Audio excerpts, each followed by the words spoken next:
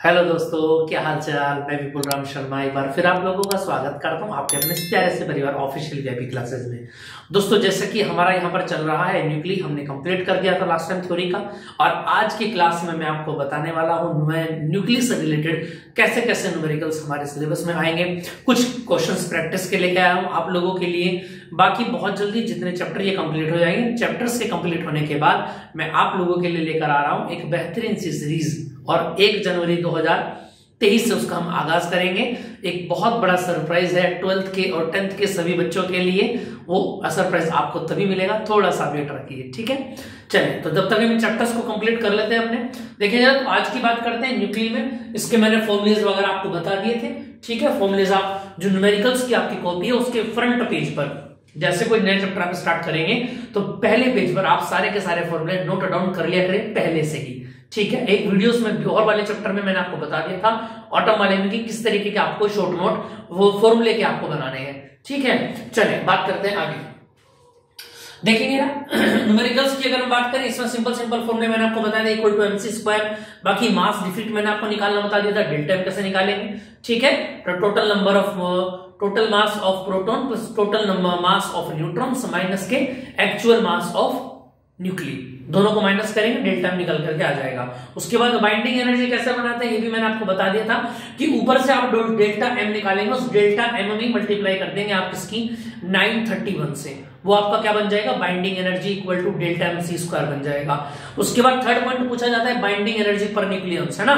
तो वहां पर आप क्या करेंगे, जितना भी आपने बाइंडिंग एनर्जी निकाला उसको न्यूक्लियन और प्रोटॉन के जो टोटल न्यूक्लियंस होते हैं उनसे डिवाइड कर लेते हैं। क्लियर इतनी बात। चलिए, बस 3 ही बेस के ऊपर क्वेश्चन है, बाकी समय रेडियोएक्टिविटी होता था वो हटा दिया गया, आपके सिलेबस में रिड्यूस कर दिया गया है। तो देखिए क्वेश्चन नंबर 1 की अगर मैं बात करूं, लियोलॉजी सॉल्यूशन नंबर 1। एक एक क्वेश्चन को बहुत अच्छे ध्यान से समझेंगे, सिंपल क्वेश्चन है। क्वेश्चन नंबर 1 आपकी एक्सरसाइज के स्क्रीन पर दिया गया, देखिए जरा क्या बोला गया है।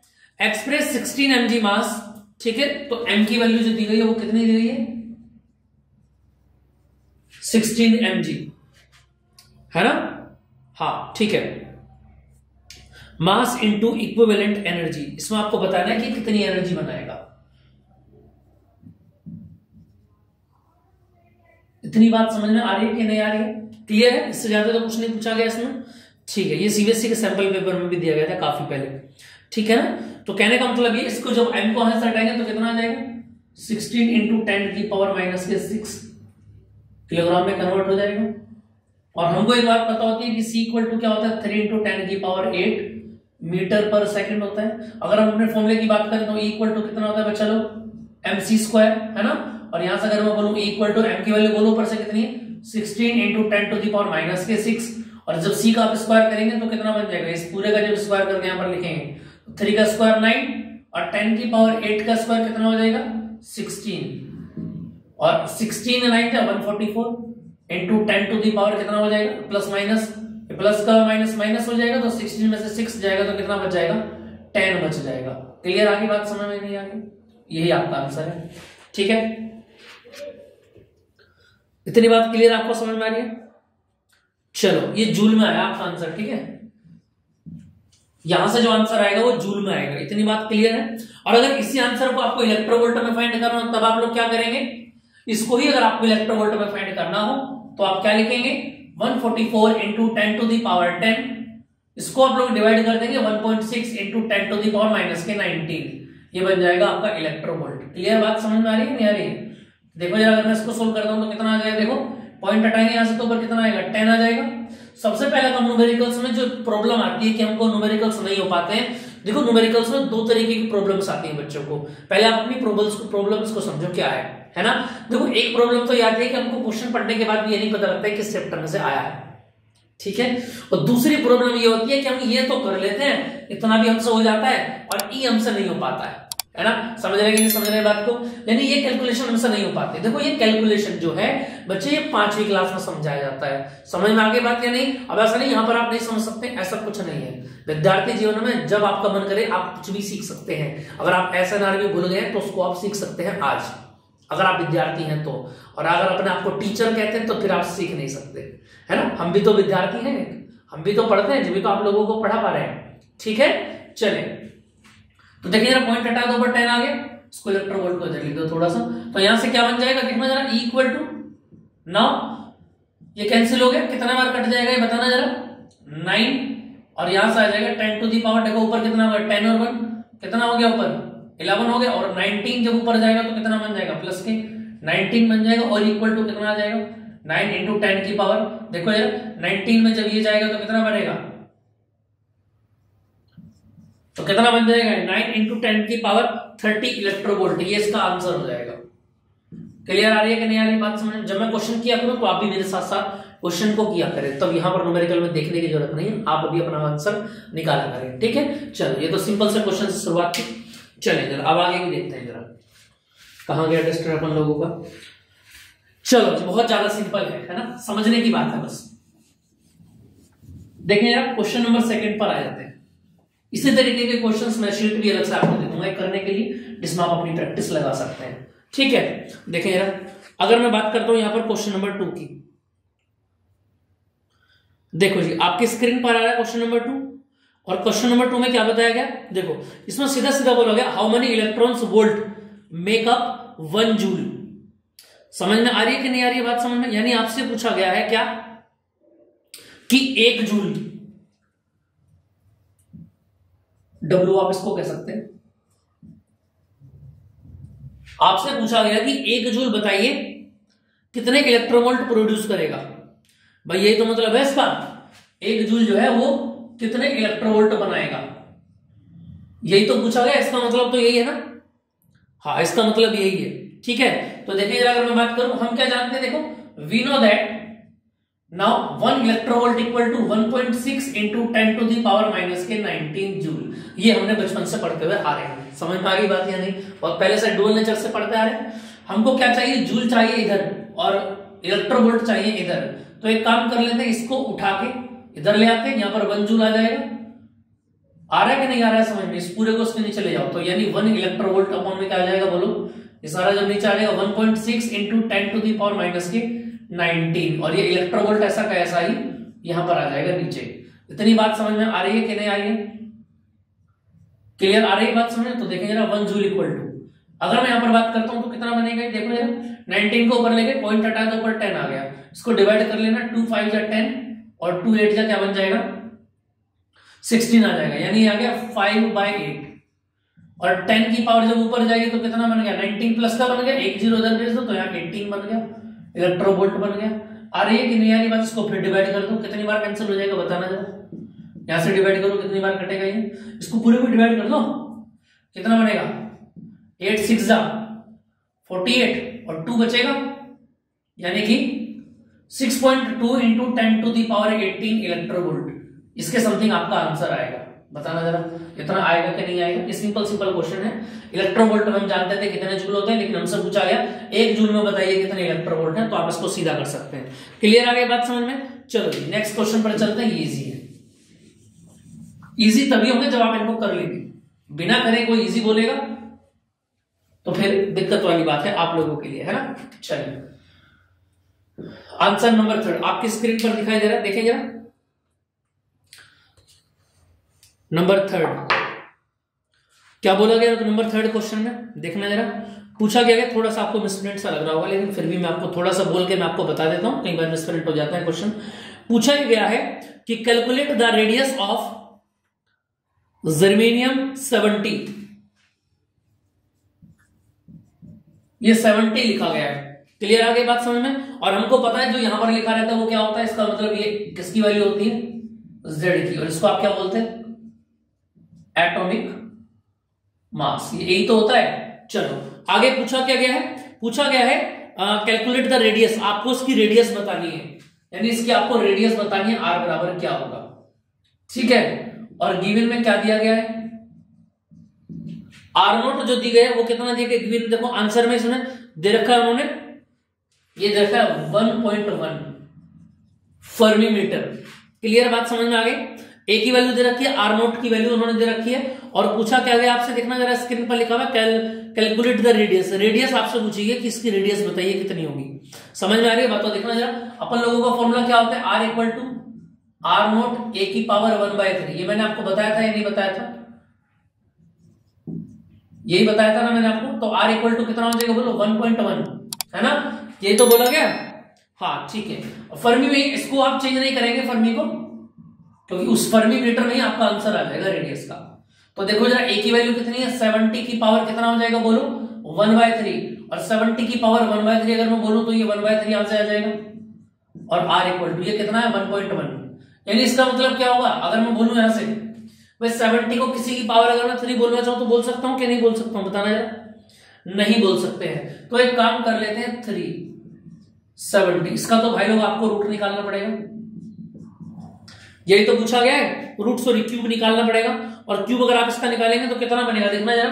अगर मैं बोल देखो ये किसका रूट हो सकता है बताना जरा। अगर मैं बोलूं 5 इंटू 5 कितना बनेगा 125। अगर मैं बोलूं आपसे 4 इंटू 4 तो बनेगा 64। देखो क्यूब की बात चल रही है तो 3 डिजिट आपको लेने पड़ेंगे। मैं आपको एग्जैक्ट बता रहा हूं क्वेश्चन को करेंगे कैसे, सुनते रहे ध्यान को। इसको ऐसा नहीं कि क्यूब निकालने बैठ जाएंगे आप लोग। देखो मैंने इसको सिमिलर ले लिया, किसके आसपास पड़ेगा। अगर मैं 4 का क्यूब लेता हूं तो आ रहा है कितना 64। अगर मैं 5 का क्यूब लेता हूं तो आ रहा है कितना 125। 5 तो ले नहीं सकता हूं क्योंकि 5 का क्यूब तो 125 बैठेगा, जो 70 से बहुत ज्यादा हो गया।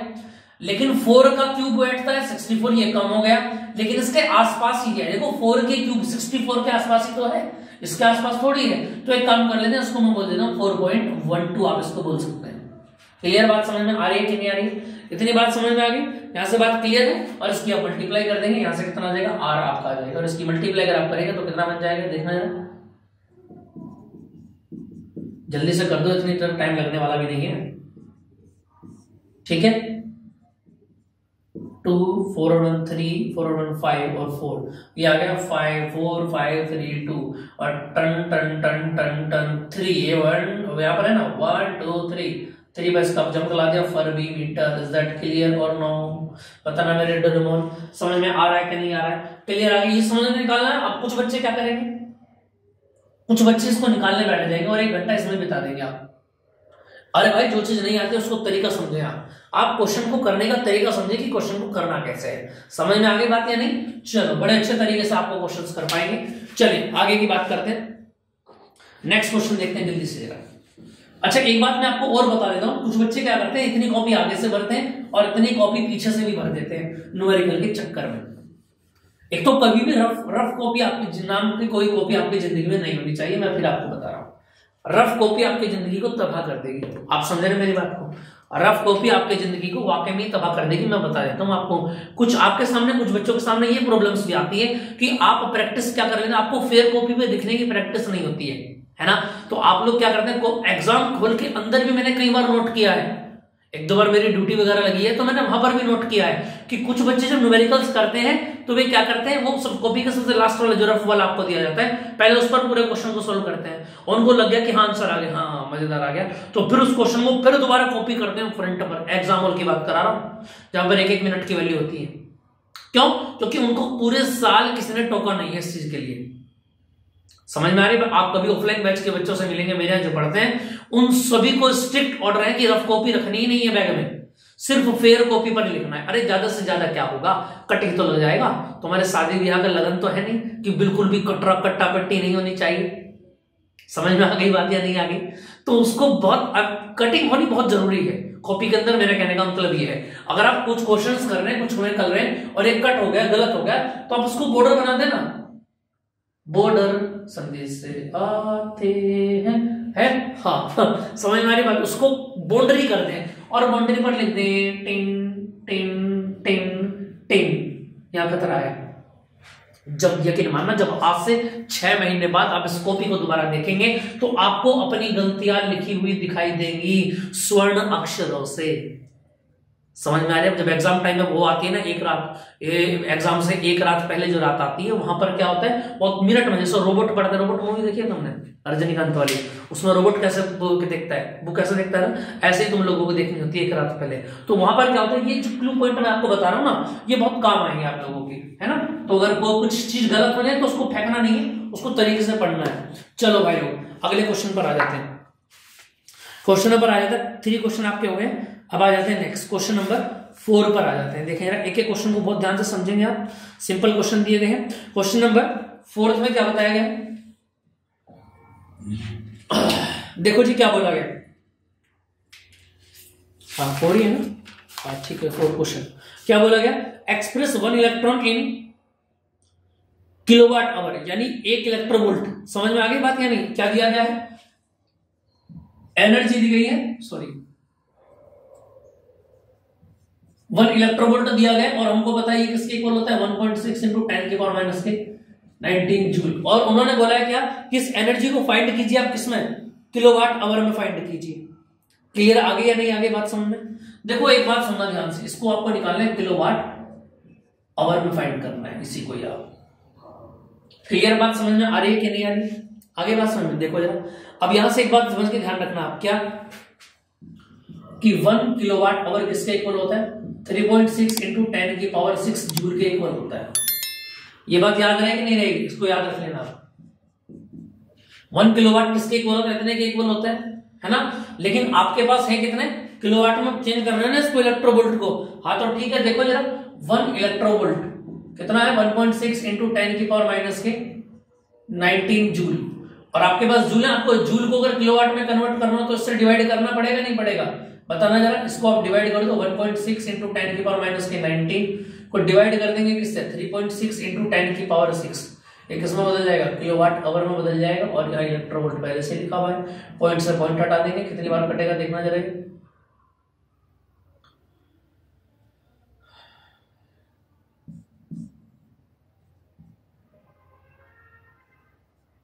समझ में आ रही है कि नहीं आ रही है बात, है ना?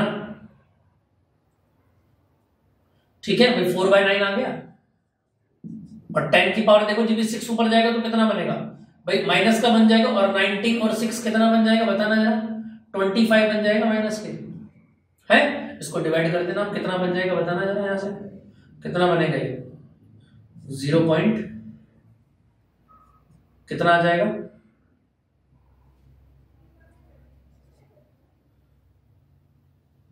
44 into 10 to the power minus के 25 किलोवाट आवर। ये आपको लोगों का आंसर आ जाएगा। क्लियर आ रहा है कि नहीं आ रहा है बात समझ में?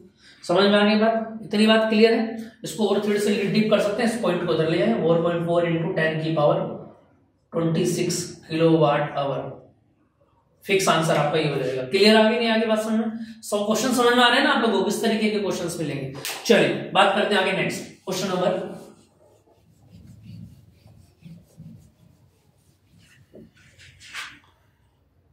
5th को देखते हैं।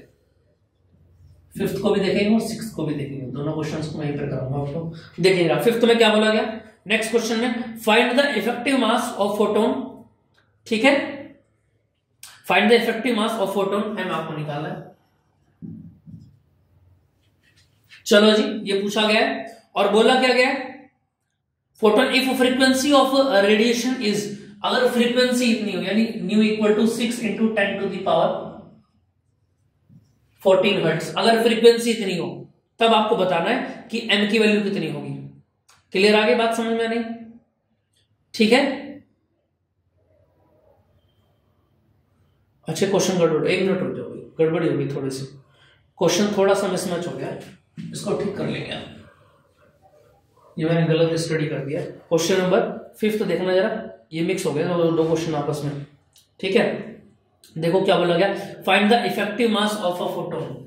एम आपको फाइंड करना है, और जबकि आपकी एनर्जी जो दी गई है वो कितनी दी गई है देखना जरा। एनर्जी जो दी गई है वो बोला है उसने of energy, photon of energy 5 electronvolt, 5 electronvolt ये बोला है उसने। क्लियर आगे बात समझ में आनी, इतनी बात क्लियर है। सिंपल सा क्वेश्चन है, कुछ भी नहीं करना है, हमको बताना जरा इक्वल टू क्या होता है mc², और अगर बोलो m इक्वल टू तो क्या बनेगा e अपॉन c², और e बोलो ऊपर से कितना है 5 इलेक्ट्रोवोल्ट है ना, इलेक्ट्रोवोल्ट को चेंज करो 1.6 इंटू 10 की पावर माइनस के 19, और अपॉन में कितना है c², c कितना आ जाएगा बोलो, इसको सोल्व कर लेंगे, किसकी वैल्यू आ जाएगी, m की वैल्यू आ जाएगी। कर लेंगे ना, सिंपल सा क्वेश्चन है, इसको अपने आप करेंगे, ट्राई योरसेल्फ। कैलकुलेट करना है, बाकी और कुछ नहीं करना, बाकी मैंने कर दिया है। ठीक है, चलो नेक्स्ट क्वेश्चन आते हैं, क्वेश्चन नंबर 6 के ऊपर। क्या बोला गया 6 क्वेश्चन में, इसमें बोला गया find the effective mass of a photon, the frequency of radiation is.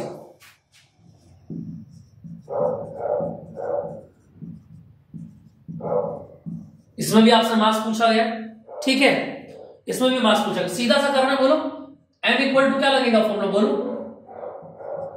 E upon C square. अच्छा इसमें क्या बोला गया, फ्रीक्वेंसी दी गई है ना, हाँ तो कोई बात नहीं, इसको एक काम कर रहे थे, E इक्वल टू क्या होता है, h इंटू न्यू होता है सी स्क्वायर, और बोलो h की value 6.6 into 10 to the power minus के 34, ये कांस्टेंट होता है ना, हम लोग जानते हैं, और न्यू कितना ऊपर से 6 इंटू 10 की पावर 14 है ना, और यहां से c कितना आ जाएगा 3 इंटू 10 की पावर 16, ये समझ गए ना, 3 इंटू 10 की पावर 8 का स्क्वायर जब आप करेंगे तो 3 का स्क्वायर 9 आ जाएगा, 10 की पावर 8 का स्क्वायर क्या आ जाएगा 16 आ जाएगा। चले क्वेश्चन नंबर 7 पर आ जाते हैं, देखिए क्या बोला गया 7th में, क्या बोला गया 7th में बिल्कुल ऐसे, find the effective mass of a photon is the wavelength of radiation is, इस बार वेवलेंथ दे दिया, और लैम्डा कितना दिया गया है, देखना जरा, लैम्डा दिया गया आपको 3000 एंगस्ट्रॉम, यानी कि 3 इंटू 10 की पावर माइनस 7 मीटर, और मास पूछा उसने। भैया बात लो, आप लोगों को समझ में आ रही है कि नहीं आ रही है, इतनी बात समझ में आ रही है, तो देखो यहां से अगर मैं बोलूं आपको, देखो अगर मैं आपसे बोलूं E इक्वल टू क्या होता है mc स्क्वायर, और m बराबर क्या होता है E अपॉन सी स्क्वायर। अब यहां से एक बात ध्यान देंगे आप, क्या कि आप लोगों को एक बात यहां पर ध्यान रखनी होगी, देखो E का फॉर्मूला अगर न्यू होता तो क्या बोल देते h इंटू न्यू, लेकिन इस बार लैम्डा है तो क्या बोलेंगे E का फॉर्मूला, बोलो hc upon lambda.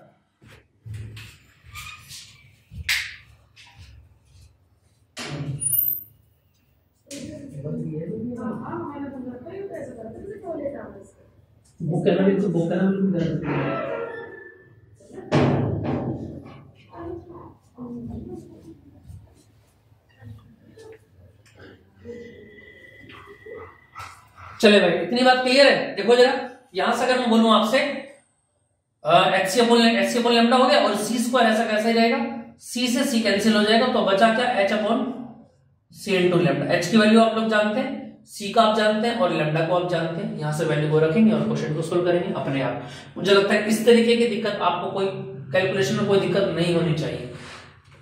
Simple query मैंने आपको यहां पर कराई, क्लियर आ रही है बात समझ में नहीं। देखिए जरा नेक्स्ट क्वेश्चंस को हम स्टडी करते हैं, कुछ अच्छे टाइप के क्वेश्चंस यहां देखने को मिलेंगे। आई होप आपको इतनी चीजें समझ में आ गई होंगी, ठीक है भाई। चलो जरा कुछ अच्छी क्वालिटी के क्वेश्चंस तो देख लेते हैं, है ना। जैसा कि मैंने आपको स्टार्टिंग में बताया था कि किस किस तरीके के क्वेश्चंस यहां से पूछे जाएंगे एग्जाम के अंदर, वही क्वेश्चंस के आंसर आपको यहां लोगों को बताने हैं। चले जरा अब देखेंगे जरा स्क्रीन,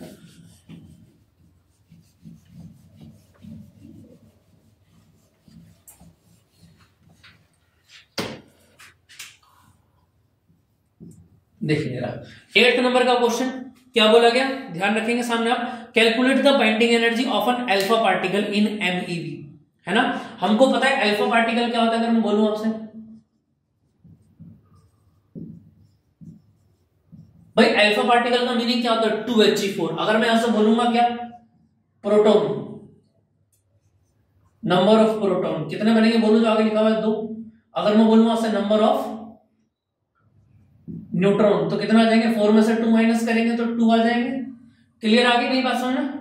चलो जी अब देखेंगे यहां से अगर मैं पूछूं आपसे क्या, अच्छा यहां से ए की वैल्यू कितनी आ जाएगी, बोलो मास कितना है 4, और जेड की वैल्यू कितनी आ जाएगी, जेड तो एनपी के इक्वल होता ही होता है।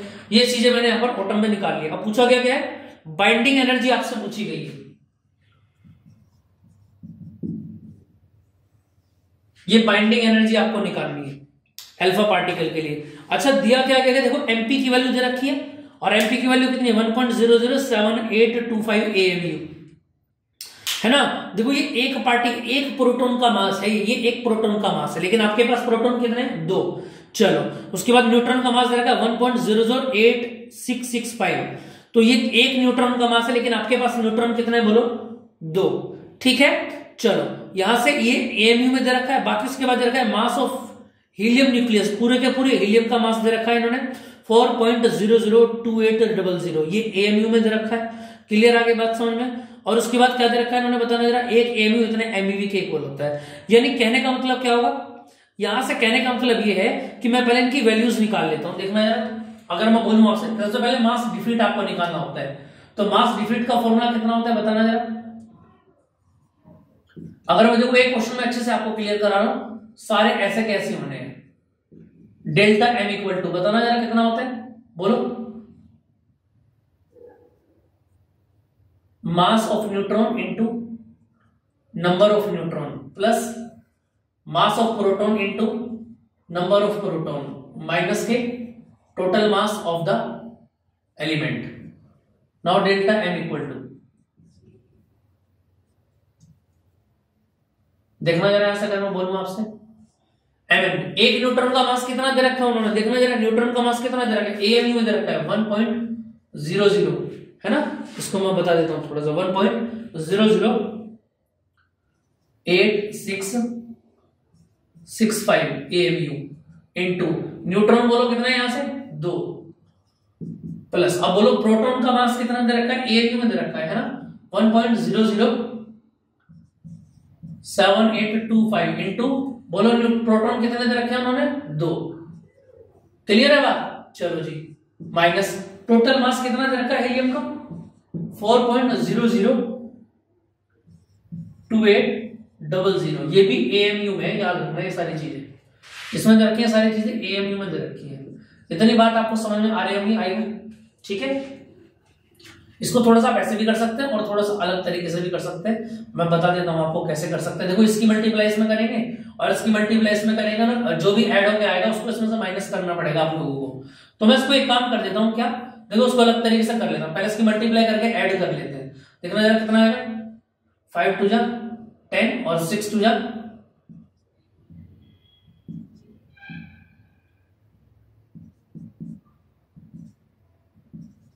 ये आ गया। क्लियर आ गई बात समझ में। इसके बाद 2 की मल्टीप्लाई करेंगे, ऐड करना है यहां पर, है ना। ये डेल्टा को थोड़ी देर के लिए अलग रख देते हैं, ये ऐसा लगा सकते हैं, चलो याद रखने के लिए। इसकी मल्टीप्लाई इसमें करो, बोलो जरा कितना आएगा,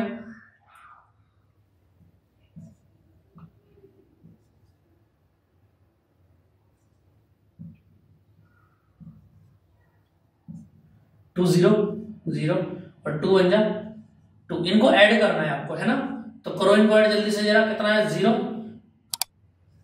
8 9 और कितना बनेगा 12 2 2 4, ये आ गया आपका एएमयू। टोटल मास आ गया, इसमें से माइनस क्या करना है बोलो जरा यहां पर, माइनस बोलो 4.002800।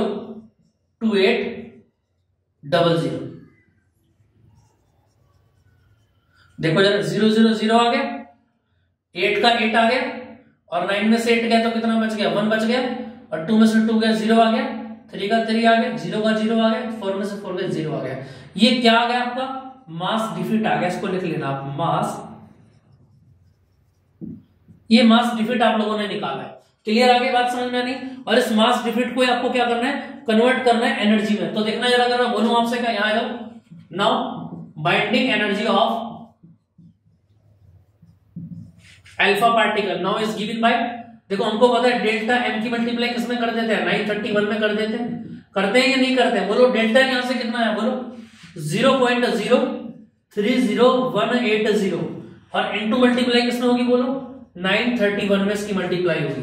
क्लियर आ गई बात समझी, बाइंडिंग एनर्जी आपका बन जाएगा, है ना। और यहां से इसकी आप मल्टीप्लाई कर देंगे और मल्टीप्लाई करके आपका आंसर आ जाएगा 931 की, इसमें मल्टीप्लाई आपको करनी कंप्लीट में।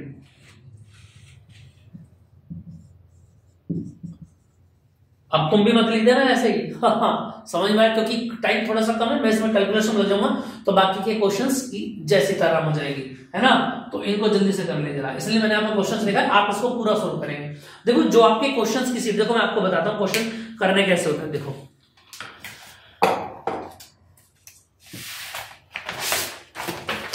मान लीजिए आपकी कॉपी का पेज है, ओहो एडमिशन फॉर्म आ गया, कोई बात नहीं, चलिए देखो ये आपकी कॉपी का पेज है।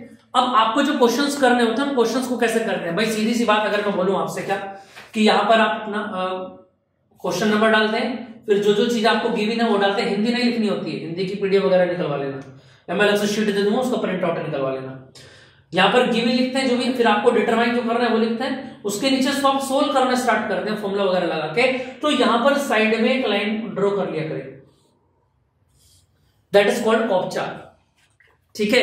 इसको मैं कोपचा बोलता हूँ बहुत पहले से, आज से नहीं, काफी पुराने टाइम से, जब से मैं खुद पढ़ता था, स्टडी करता था, तब से हमारे एक टीचर थे, वो इसको बताते थे कोपचा है ना।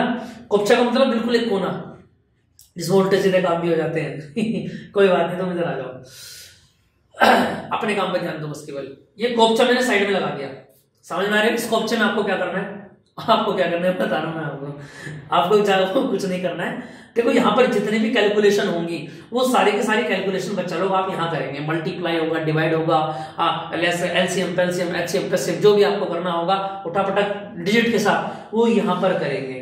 समझ में आ गई या नहीं आगे बात। नो यूज ऑफ कैलकुलेटर, इस बात का ध्यान रखेंगे आप लोग, कैलकुलेटर का यूज नहीं करना है। समझ में आ गई बात। चलो नेक्स्ट क्वेश्चन देखते हैं। ये क्लियर हो गया होगा आपको क्वेश्चन, इसका स्क्रीनशॉट लेना चाहे तो स्क्रीनशॉट ले सकते हैं, बाकी आप अपने दिमाग से करेंगे तो चीजें और बेहतर होंगी आप लोगों के लिए। ठीक है भैया, चलो जी नेक्स्ट देखते हैं।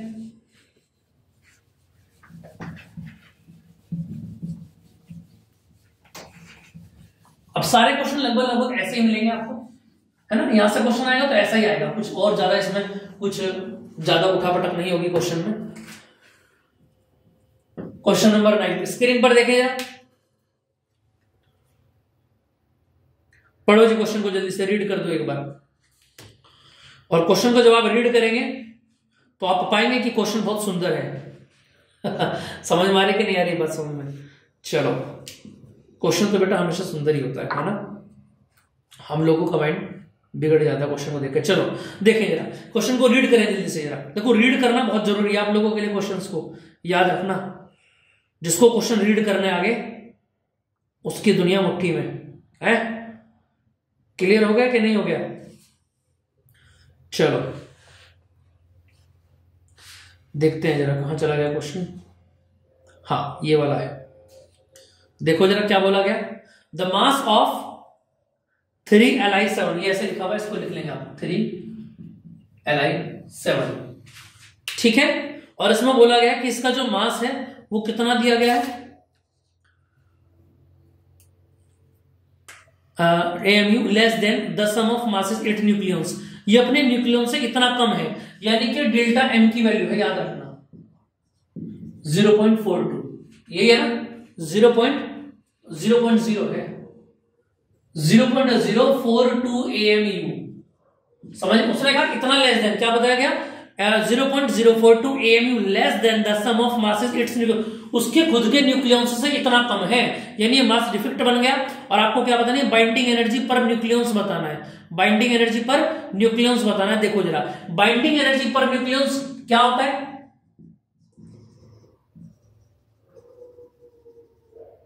बताना जरा।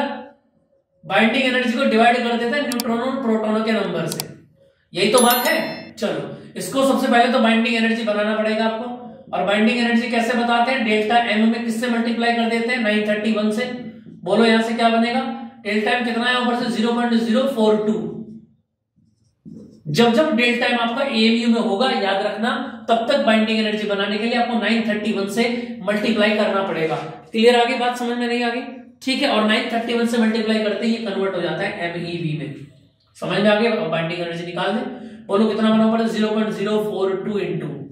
अच्छा एक बात मैं आपको और बता देता हूं, जब न्यूमेरिकल्स में ऐसा कोई डिजिट आएगा कि ऊपर से वैल्यू उठा के आपको नीचे रखनी है, तो ऊपर वाले को कभी भी सोल्व नहीं करते हैं। कुछ बच्चे इसको ये मल्टीप्लाई करते हैं, बहुत खतरनाक सा नंबर बना देंगे, समझ में आ रही है बात। लेकिन आपको ऐसा नहीं करना है, मल्टीप्लाई करने से ज्यादा बचना है बच्चा लोग, याद रखना।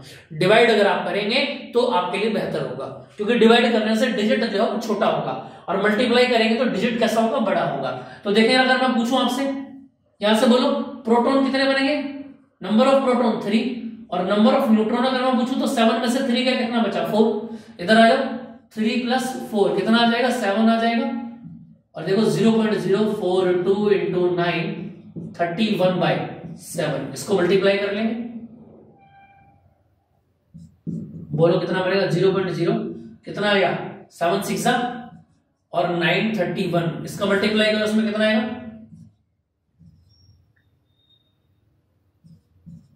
है ना। कितने डिजिट बाद बोलो, डेसिमल है 1 2 1 2, ये आ गया आपका बाइंडिंग एनर्जी पर न्यूक्लियंस आ गया।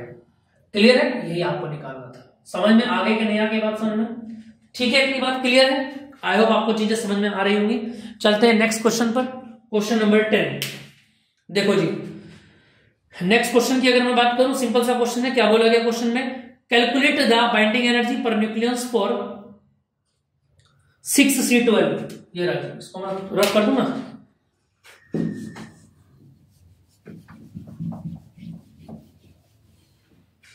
यहां इसको हम कर देते हैं। देखो जी क्या बोला गया, कैलकुलेट द बाइंडिंग एनर्जी पर न्यूक्लियस फॉर 6C12। ये लो जी 6C12, और आपको बताना है बाइंडिंग एनर्जी पर न्यूक्लियस पूछा गया है। क्लियर आगे बात समझ में? और बोला क्या गया, एटॉमिक मास। देखो इसकी अगर हम बात करें, एटॉमिक मास ऑफ इतना, कितना दिया गया है? एटॉमिक मास ऑफ कार्बन, जो टोटल जो एम दिया गया है वो टोटल एम दिया गया 12 AMU। समझ में आ रही है बात? उसके बाद मास ऑफ न्यूट्रॉन दिया गया है ना, मास ऑफ प्रोटॉन न्यूट्रॉन दोनों दिए गए हैं। न्यूट्रॉन की अगर हम बात करें तो क्या आ जाता है 1.00865 AMU आ जाता है। और मास ऑफ प्रोटॉन कितना दिया गया, देखना जरा AMU में कितना बोला गया यहाँ पर 1.00785, यही तो बोला गया ना 1.7825। क्लियर है? और बोला क्या गया है, आपको निकालना क्या है, बाइंडिंग एनर्जी फाइंड करनी है, बाइंडिंग एनर्जी पर न्यूक्लियस फाइंड करनी है। समझ में आगे कि नहीं आगे बात समझ में? देखो जरा भाई, बाइंडिंग एनर्जी पर न्यूक्लियस निकालने से पहले आपको क्या करना पड़ेगा, बताना जरा। सबसे पहले आपको क्या निकालना पड़ेगा? देखो अगर मैं पूछूं आपसे बाइंडिंग एनर्जी पर न्यूक्लियस कैसे निकलेगी, बोलो। बाइंडिंग एनर्जी को आप लोग डिवाइड करेंगे न्यूट्रॉन प्लस प्रोटॉन के नंबर से। सही है नहीं है? सही है, अपन लोग बिल्कुल सही जा रहे हैं। चलो देखेंगे आप लोग, इससे पहले आपको क्या निकालना पड़ता है, बाइंडिंग एनर्जी निकालनी पड़ती है, और उसका फॉर्मूला होता है डेल्टा एम इंटू 931। क्लियर है? इसको निकालने से पहले डेल्टा एम आपको चाहिए, और डेल्टा एम निकालने का फॉर्मूला कितना होता है बताना जरा। अगर मैं पूछूं आपसे, बताना जरा भाई, मास of proton into number of proton plus mass of neutron into number of neutron minus के एक्चुअल मास ऑफ न्यूक्लियस। तो देखना जरा ऐसा, अगर मैं पूछूं आपसे 6C12 में आ जाओ, प्रोटॉन कितने भैया आगे लिखे हुए 6, और न्यूट्रॉन कितने में 12 में से 6 गया तो 6 बचा। बताओ जरा प्रोटॉन कितने, मास ऑफ प्रोटॉन कितना दिया गया 1.00785 इंटू, इधर आ जाना, नंबर ऑफ प्रोटॉन कितने बोलो 6, प्लस उसके बाद मास ऑफ न्यूट्रॉन बोलो 1.00865 into mass of neutron, number of neutron कितना बोलो 6। क्लियर है? माइनस एम बोलो कितना है ऊपर से 12। ये सारा का सारा AMU में आ जाएगा। आ रही है नहीं आ रही है बात समझ में? अब सुनते रहना, अब ध्यान से आप लोगों को करना है क्वेश्चन ये, और ये मत बोल देना कि भैया ने लिख के छोड़ दिया, बिल्कुल भी मत कहना, मैं घर आ जाऊंगा तुम्हारे। समझ में आ रही बात या नहीं? सिंपल क्वेश्चन है, बहुत सिंपल क्वेश्चन है, केवल मल्टीप्लाई ही करना है आपको। करना क्या है, चलो इसमें देखो, इसकी मल्टीप्लाई इसमें करेंगे जो आएगा, इसकी मल्टीप्लाई इसमें करेंगे जो आएगा, ऐड कर लेंगे, जो भी ऐड होकर आएगा उसको 12 में से माइनस कर देंगे, और यहां आपका निकल के आ जाएगा जो भी डेल्टा एम निकल के आएगा, उस डेल्टा एम को कहां पर पुट कर देंगे, यहां पर पुट कर देंगे, और इंटू कर देंगे 931 से मल्टीप्लाई, ये कन्वर्ट हो जाएगा MEV में। ठीक है? और इस MEV को उठा के आप यहां पर रख देंगे, जो भी आपका यहां से आएगा निकल के, और डिवाइड कर देंगे, बोलो 6 + 6 कितना हो जाएगा 12 बन जाएगा। यहां से आपका आंसर आ जाएगा ट्राई योरसेल्फ। क्लियर है कि नहीं बताओ जरा, इसमें कुछ है? कुछ भी नहीं है। ऐसे ऐसे क्वेश्चन समझ ले, तो ऐसे क्वेश्चन है, ध्यान रखना। आपको एलिमेंट याद रखना पड़ेगा, आपको नंबर ऑफ न्यूट्रॉन निकालने आने चाहिए, आपको नंबर ऑफ प्रोटॉन निकालने आने चाहिए, बाकी सब काम आराम से हो जाएगा धड़ल्ले से। ठीक है? क्लियर? आगे बात समझ में नहीं आई? जल्दी से इसको कॉपी कर ले, फिर आगे के कुछ क्वेश्चंस मैं आपको कराता हूं इससे अलग। नेक्स्ट, ये आपका हो गया होगा क्वेश्चन। ठीक है? Question number 10। अब देखते हैं नेक्स्ट क्वेश्चन पर। इसको कॉपी करना चाहिए, कॉपी कर सकते हैं आप लोग। ठीक है? चलिए जरा, इतना क्लियर हो गया होगा। नेक्स्ट देखते हैं। वैसे तो सारे क्वेश्चन ऐसे ही है ना, फिर भी मैं थोड़ा सा आपको बता देता हूं, जिससे कि आपको किसी और बुक के क्वेश्चन भी अगर आप करें तो कोई दिक्कत ना आए। बाकी तो मैं प्रीवियस ईयर कराऊंगा आपको, तब आपको क्लियर हो जाएगा एक एक पॉइंट। ठीक है? क्वेश्चन नंबर 11 देखिए जरा। क्वेश्चन नंबर 11 में क्या बताया गया, calculate the binding energy of a deuteron, calculate the binding energy of a deuteron. ठीक है, ड्यूट्रॉन के बताया गया, यानी ड्यूट्रॉन क्या होता है अगर मैं पूछूं आपसे, ड्यूट्रॉन होता है 1h2। बताना जरा, नंबर ऑफ प्रोटॉन कितना है 1, अगर मैं पूछूं नंबर ऑफ न्यूट्रॉन कितना है, बोलो 2 में से बन गया 1 बच गया, क्लियर है। और अगर मैं बोलूं यहाँ पर a कितना है 2 और z कितना है बोलो 1, हालांकि a और z की चलो जरूरत पड़ेगी देख लेंगे। देखो जरा क्या बताया गया, अब इसमें सारी चीजें आपको बताई गई है। देखो जरा ड्यूट्रॉन के बारे में, मास ऑफ प्रोटॉन दिया गया 1.0027825, ये तो आपको लर्न किया होना चाहिए। मास ऑफ न्यूट्रॉन दे रखा है 1.0086, ठीक है। और मास ऑफ न्यूट्रॉन टोटल मास भी दे रखा है कैपिटल M जो है। तीनों को उठाना है और क्वेश्चंस के अंदर रखते जाना है, बाकी इसमें कुछ भी। Binding energy of a deuteron आपको निकालना है, सीधा सा फॉर्मूला है। आप यहां से पहले क्या निकालेंगे, डेल्टा M निकालेंगे। फॉर्मूला क्या होता है बोलो, mass of neutron into number of neutron plus mass of proton into number of proton, ये कंबाइन हो गया। माइनस में रियल मास ऑफ ड्यूट्रॉन में से माइनस कर देंगे इसको आप, ठीक है। देखना जरा यहां से, अगर मैं बोलूं आपको, बताना जरा यहां से, कर सकते हैं कि नहीं कर सकते, बताना भैया जरा, क्लियर है ना, सिंपल क्वेश्चन है।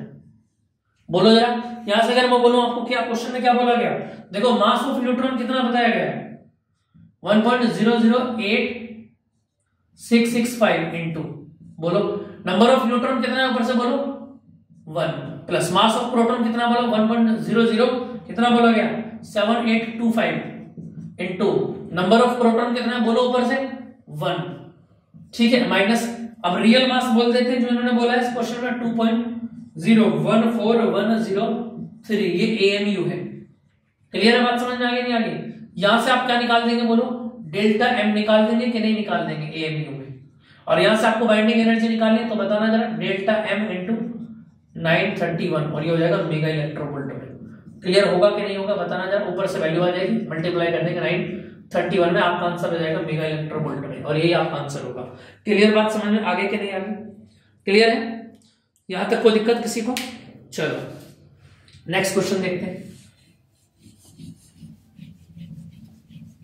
ये नाम भी थोड़े से ध्यान रखना, प्रोटियम क्या होता है 1H1, ड्यूट्रियम क्या होता है 1H2 और ट्राइटियम क्या होता है 1S3, है ना। तीनों में से किसी पर भी क्वेश्चन है तो घबराने की कोई जरूरत आप लोगों को नहीं है, ठीक है। चलिए नेक्स्ट देखिए जरा, क्वेश्चन में क्या बोला गया, नेक्स्ट क्वेश्चन में क्या बोला गया आपकी स्क्रीन पर दिखाया गया, और सिंपल सा क्वेश्चन है। क्या पूछा गया, कैलकुलेट द बाइंडिंग एनर्जी पर न्यूक्लियॉन्स, बाइंडिंग एनर्जी पर nucleons in the nuclei of 15 phosphorus 31। बिल्कुल सिंपल सा क्वेश्चन है, कुछ भी इसमें नहीं बताना है आपको। समझ में आ रही बात है नहीं, सारी चीजें इसमें लिखी गई है ना, क्लियर है बात इतनी। चलो नेक्स्ट क्वेश्चन आपकी स्क्रीन पर है, आप ही लोग करेंगे इसको, है ना।